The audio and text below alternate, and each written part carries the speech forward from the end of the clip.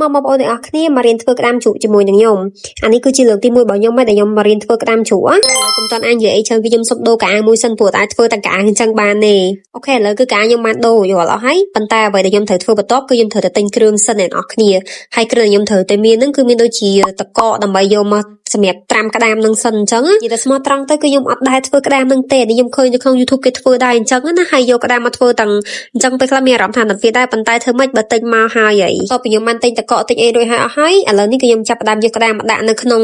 ឆ្នាំងហើយឆ្នាំងនេះខ្ញុំទុកចោលតែវាទូចពេកអញ្ចឹងអ្នកនរគ្នាលើដូរមកដាក់នៅក្នុង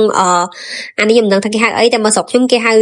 ខ្លាញ់អញ្ចឹងណាអ្នកនរគ្នាចាតែស្រុកមួយចំនួនគេហៅកធុនហៅអញ្ចឹងទៅសម្រាប់ក្តាមនេះនៅស្រុកបងប្អូនគេហៅតែក្តាមអីទៅបើសម្រាប់ខ្ញុំតាំងពីតូចដល់ធំគឺខ្ញុំអត់ស្គាល់ទេតែក្តាមហ្នឹងគឺខ្ញុំគិតថាក្តាមស្រែហើយទោះបីក្តាមហ្នឹងតូចក៏ក្តាមស្រែក្តាមហ្នឹងធំក៏ក្តាមស្រែប៉ុន្តែ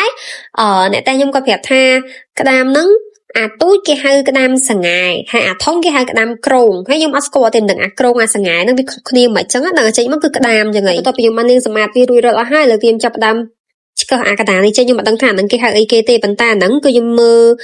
តាមវីដេអូគេខ្លះឃើញគេធ្វើគេឆ្កឹះអាហ្នឹងចេញដែរអញ្ចឹងខ្ញុំឆ្កឹះតាមគេអស់ទៅខ្ញុំឆ្កឹះចេញហើយគឺខ្ញុំបានលាងទឹកវា 4-5 ទឹកទៀតបាទបន្ទាប់មកបាទខ្ញុំចាក់ជាមួយនឹងសូដាហើយសូដានេះគឺខ្ញុំប្រើពីកំប៉ុងណាអ្នកនរគ្នាដោយសារតែវារៀងច្រើនដែរអញ្ចឹងទៅដាក់វាពីកំប៉ុងហើយត្រាំវាចោលរយៈពេលប្រហែលជា1ម៉ោងហើយបាទខ្ញុំទៅធ្វើវាម្ដងទៀតហើយឆ្លៀតពេលដែលខ្ញុំបានត្រាំជាមួយនឹងក្តាមរបស់យើងចោលសិនខ្ញុំក៏ឆ្លៀតមកបេះម្ទេសនៅមុខផ្ទះម្ទេសនេះគឺខ្ញុំដាំខ្លួនឯងអ្នកនរគ្នាដំបូងគឺទិញគេតែម្ដងមកដាំមេទៅពេលតែទិញទៅវាមានគ្រាប់មានអីចឹងទៅក៏ចេះតែបតែបដោះទៅ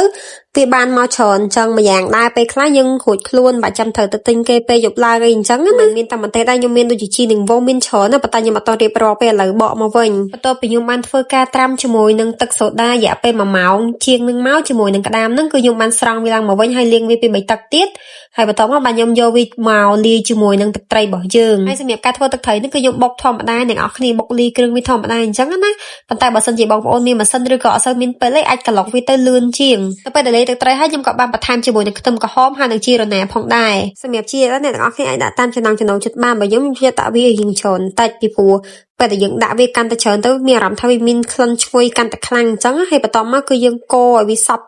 សាច់ជាមួយនឹងសាច់ក្តាមយើងទៅហើយចាំដួសវាដាក់នៅក្នុងកំប៉ុងសម្រាប់ក្តាមនេះដែរគឺខ្ញុំអត់តញ៉ាំភ្លាមទេគឺខ្ញុំ